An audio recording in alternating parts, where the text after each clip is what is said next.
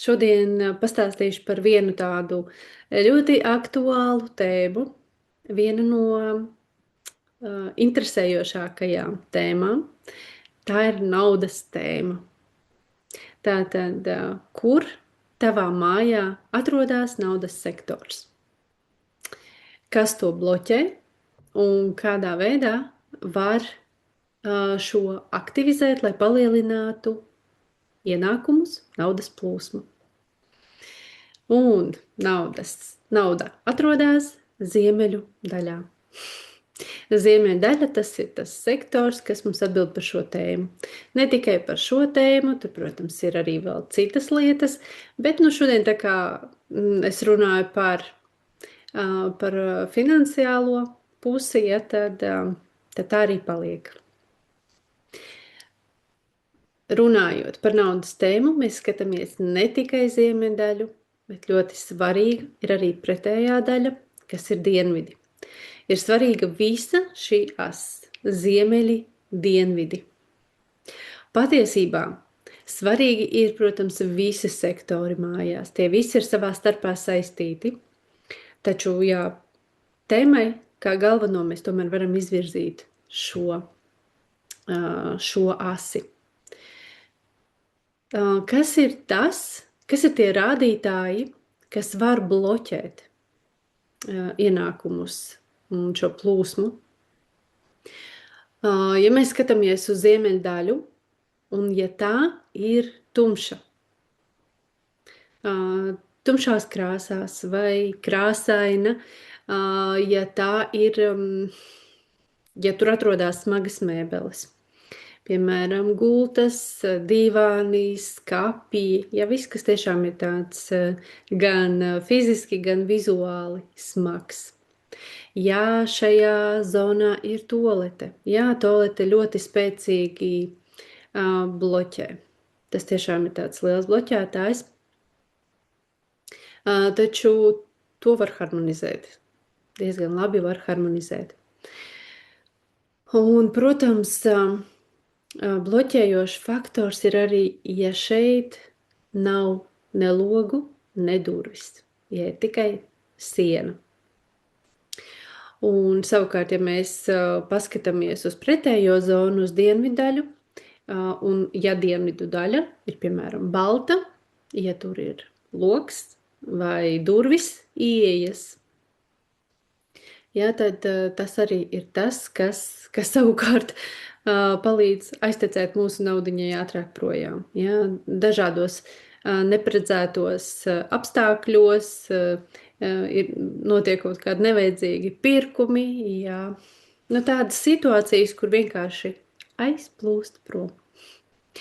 Tāpēc ir nepieciešams balans, un tas nozīmē to zonu, kurā mums ienāk enerģija, ienāk šī naudas enerģija, ziemeļi, mums tā ir jāpadara pēc iespējas gaišāk. Tā ir principā ir jābūt baltai daļai. Balta daļa, viegla, maksimāli, cik vien var atbrīvojot šo zonu no smagajām mēbelēm, ja tas nav iespējams. Jo, protams, ja dzīves vieta ir mazas platības un tiešām nav iespējas pārbīdīt šīs mēbeles, tad padarīt vismaz vizuāli tās vieglākas un gaišākas ar vai to, ko ir iespējams ar nokrāsot baltā krāsā. Ja nav iespējams, ja, piemēram, tur atrodas gulta vai divāns, tad vismaz uzklāt varbūt baltu plēdiņu, baltus spilventiņus salikt. Tātad izgaišināt. Tas ir tas ļoti svarīgais moments, izgaišināt. Protams, šim sektoram piestāvēs tāds kā elements, tāda gaiši, maiga, zaļa krāsa, bet tiešām tikai akcentiņam. Šeit nederēs zaļš liels divāns vai zaļi nokrāsot siena. Nē, tie var būt tikai tādi akcentiņi. Tas, starp citu, patīk arī naudas enerģijai. Un, protams, ideāli, ja Ziemeļdaļā ir loks, un ja tas ir liels loks vai ieejas durvis, tas, protams, šo visu situāciju daudz uzlabo. Un tad mēs skatāmies attiecīgi dienvidu daļu.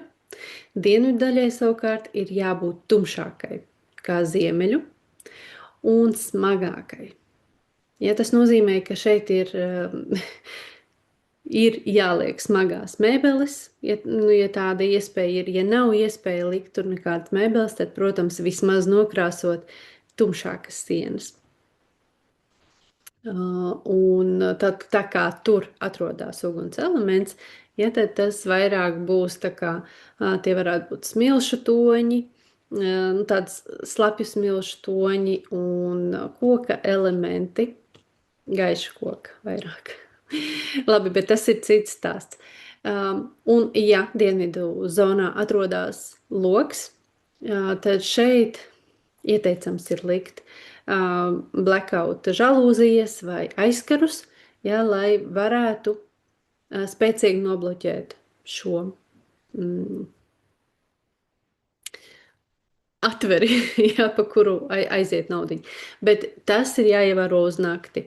Dienā, protams, mēs turam aizkarus logus vaļā, lai ienāk dienas gaisma, lai ienāk mūsu mājās saulīte, jā, bet uz nakti, lai var pilnībā šo daļu nobloķēt, jā, tātad ar aizkariem vai žalūzijām.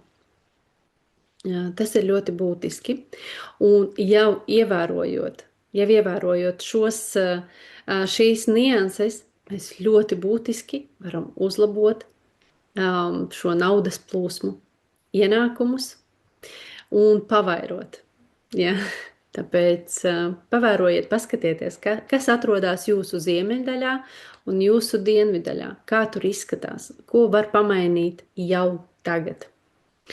Ja tu gribi zināt vairāk, sīkāk, tieši precīzi pēc savas dzīves vietas, cik liela ir šī zona, kur tā sākās, kur beidzās ziemeļu zona, dienvidu zona un visu pārējo, kā sabalansēt un sakārtot individuāli pēc tavas vastūkartes, tad tu vari pievienoties vastu eksperimentu kursam, kurš sāksies vai nu vasaras beigās vai tūlīt rudens sākumā, bet var pieteikties jau tagad, vai arī var pieteikties uz individuālu konsultāciju.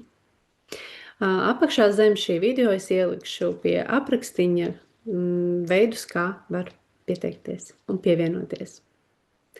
Lai tev izdodās! Un, ja ir kādi jautājumi vai tu gribi padalīties ar savu pieredzi, kaut kas pamainījās, kad tu veici kādu no šiem soļiem savā mājā, tad droši ieraksti komentārā.